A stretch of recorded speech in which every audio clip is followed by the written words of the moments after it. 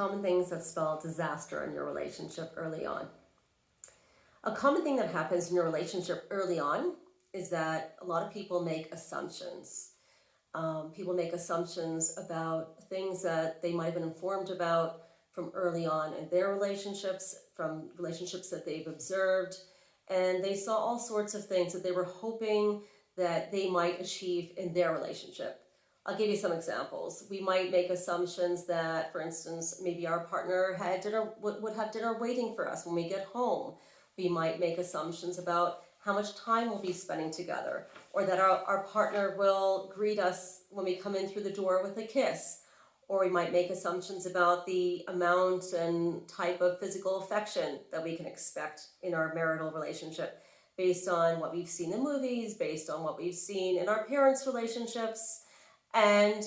these assumptions often happen because we don't actually know how to have conversations about these things, because these things feel really scary and vulnerable to us, and they often come in a very sort of loaded way.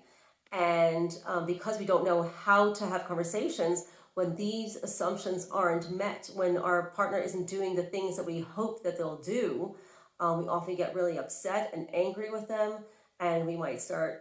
acting out our feelings rather than sharing our feelings directly. And so by being able to learn how to express your feelings, know what your feelings are about these things, understand what's sitting underneath all of these assumptions, and be able to express them directly to our partner in a healthy, reasonable way, we can then sort of pave the way to having a two-sided conversation,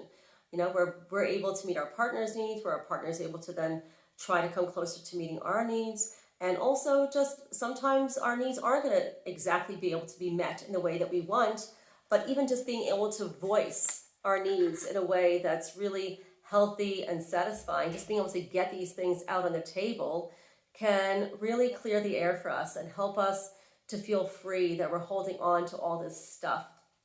that we assumed we'd be entitled to and that we would just be able to achieve. And the Hold Me Tight workshop that I'm about to offer in a few weeks' time is going to help you to be able to be your most vulnerable self and share these things in a safe environment along with a bunch of other couples, not in front of the other couples, but in the presence of your partner. And you're going to be able to learn the different language that you need to use in order to be able to speak in a way that you could really be heard and not feel blamey and threatening and vice versa.